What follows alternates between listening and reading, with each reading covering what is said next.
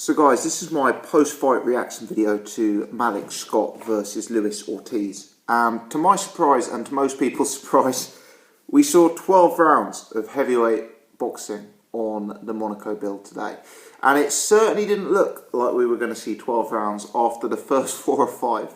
So Malik Scott came to the ring wearing a pink jacket and a face mask. And on his pink jacket spelled out the words, "odd guy," as in strange man. And I've seen him use the phrase odd guy quite a lot on his social media. He will put up a tweet or a post of him doing some sort of training in some sort of bizarre outfit, and he'll put hashtag I am the odd guy. And to be honest, I always thought of Malik Scott as an odd guy in terms of the way he dressed, the way he spoke, the way he presented himself. Tonight it was actually his performance within the ring that was odd.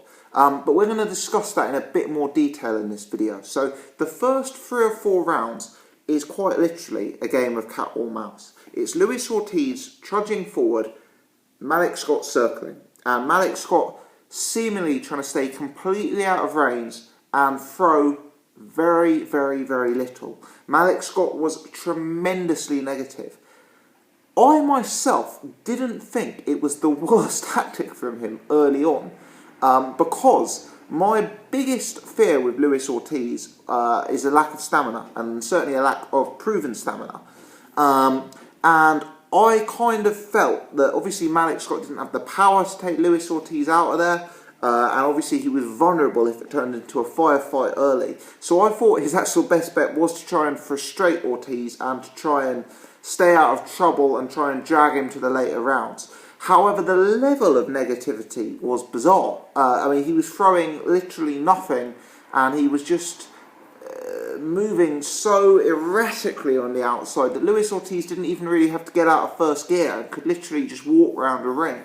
So my concern was that whilst Malik Scott potentially, theoretically, had the right idea, he was fighting in such a manner that Luis Ortiz literally had to expend no energy whatsoever in the early rounds. So was it a true test of Ortiz's stamina over 12 rounds? I would suggest actually not. Now, over the course of 3 or 4 rounds, Malik Scott goes down heavily. He goes down regularly for what are ruled to be slips. Now, normally when a fighter slips, they are desperate to show the referee that was just a slip. That was not a knockdown. I personally believe during those slips, Malik Scott was actually looking for a way out.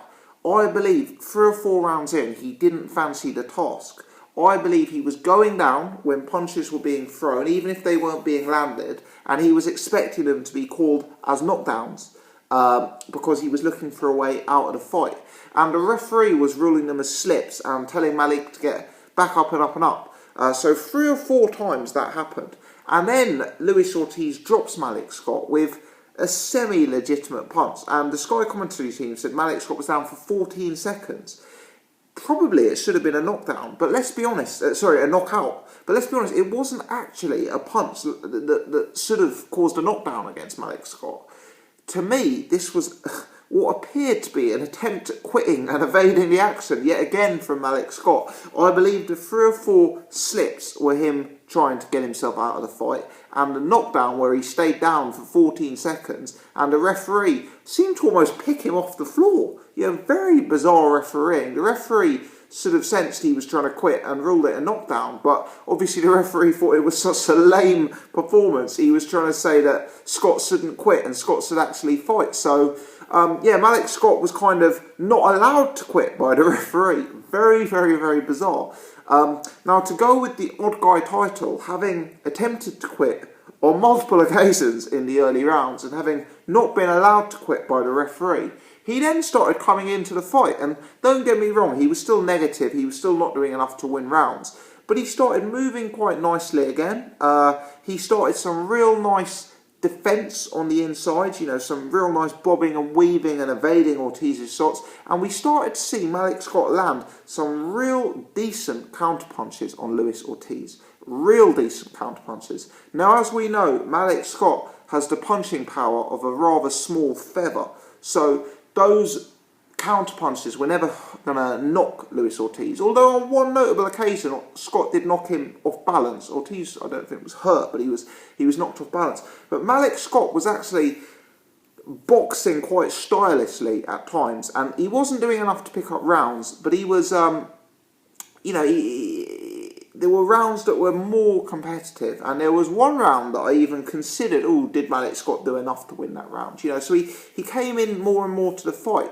So it was an odd performance, very, very odd performance, where he seemed to attempt to quit on multiple occasions, not be allowed to quit by the referee, and then warm up and actually start putting in some decent work, and he was dropped one or two times later on in the fight, and so that's all some real heart to get back up and to to fight on. So it's a very, very strange performance from Malik Scott.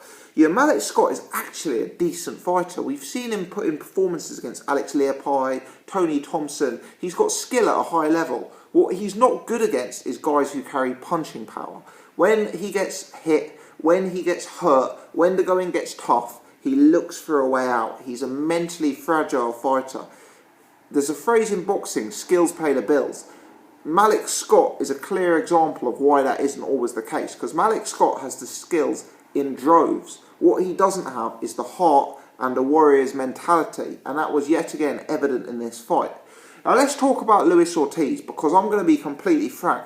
I wasn't overly enamoured by his performance tonight. The Sky commentary team were talking regularly about the fact that they believe he may well be older than 37, which he's billed at. And I thought he put in the performance of an old man here tonight. I thought he looked quite slow. And I thought the way he put punches together was not overly impressive. I was actually surprised at the size difference in the ring. I know that I believe Luis Ortiz had campaigned in the amateurs at heavyweight, not super heavyweight. Heavyweight in the amateurs is like what Alexander Usyk did. It's almost an equivalent of cruiserweight, I believe. So I knew he wasn't a mega-sized heavyweight, but I've met Malik Scott in person. And Malik Scott is actually, he's a similar size to myself. And I didn't think of Malik Scott as a very, very big heavyweight. But to me, Malik Scott looked like a bigger man than Ortiz in there. He looked taller. He looked like a slightly broader frame. He looked like he had longer reach in there.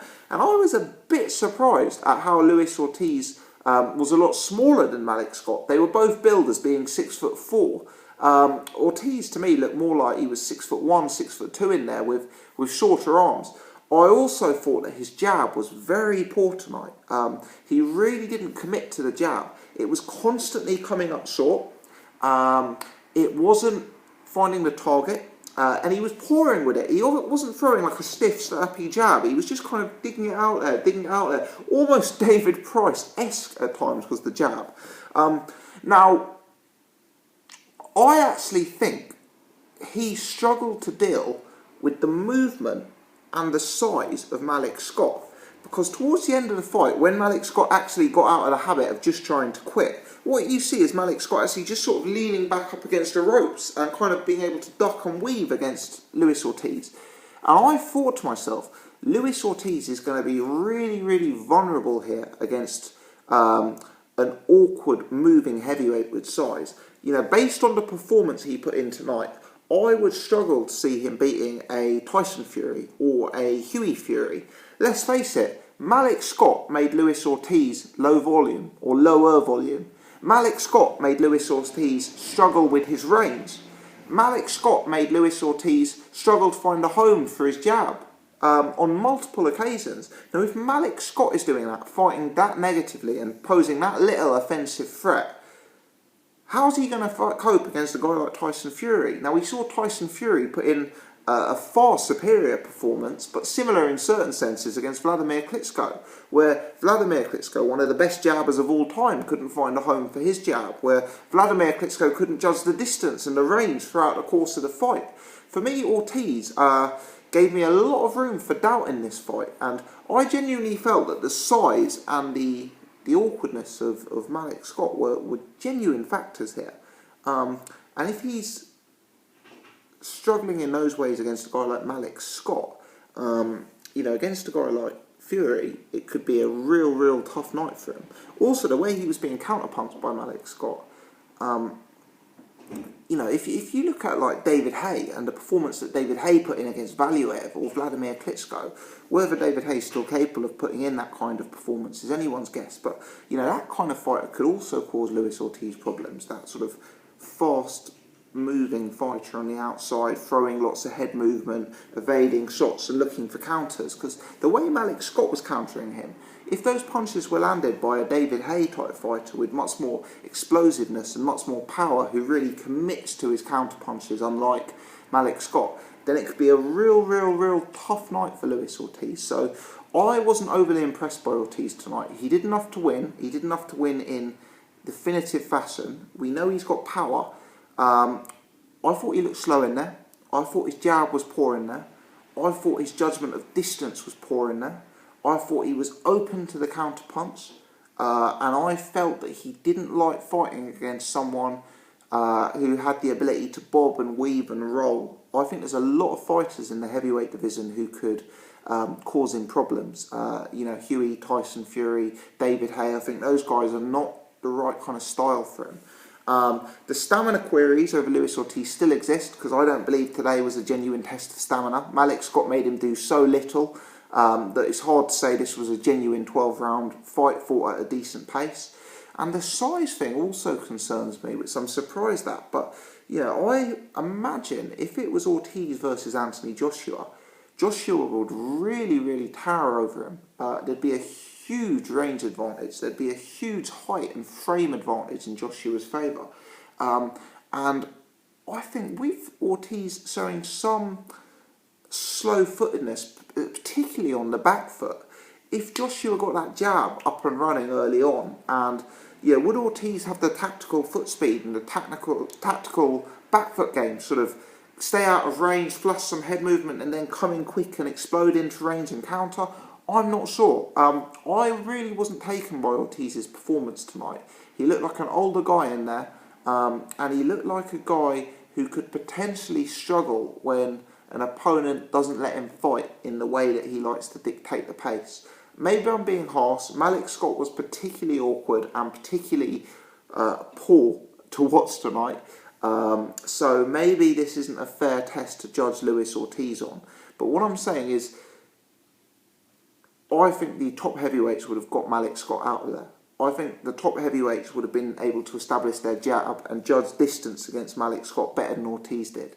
And fundamentally, this performance has made me question whether Luis Ortiz genuinely would be a favourite against the elites of the heavyweight division, the Hayes, the Joshuas, the Klitschkos, the Furies. Let me know your thoughts. Do leave your comments in the section below. Agree, disagree, whatever you want, just let me know your thoughts. If you've enjoyed the video, take the time to hit the thumbs up button. If you're new to the channel, please subscribe. Many thanks indeed for watching.